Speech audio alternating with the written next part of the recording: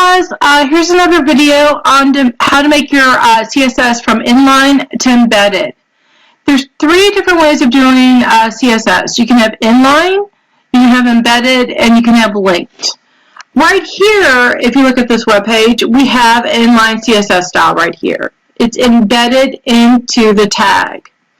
Okay? What happens is, a lot of times with like email blasts, people will use inline CSS. Okay, this week you need to make it embedded. So if it's an embedded CSS, what it does is it comes in here above the style tags. Okay, and what happens is, so let's do it first before I explain it. So we'll come up here, we're redefining the H1 tag, and what we can do is just take out our embedded CSS right here.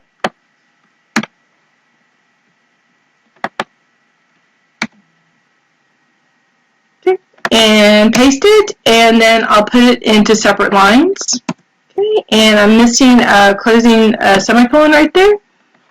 And then I'll remove the style. Okay, so that's how you change it from inline to embedded. What happens is, usually you want your websites to have a linked CSS file. And you'll put a linked file up here, like you have with the Google fonts.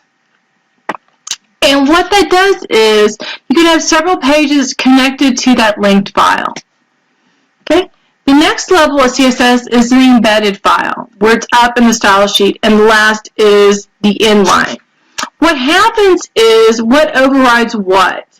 So, the external CSS, the embedded CSS overrides the external CSS, the linked, and the inline overrides the embedded. So if your linked file is conflicting for some reason, or you can't get it to work on a specific page, you can kind of hard code it in here as inline CSS to correct it. So anyways, I hope this helped, and I will talk to you guys later.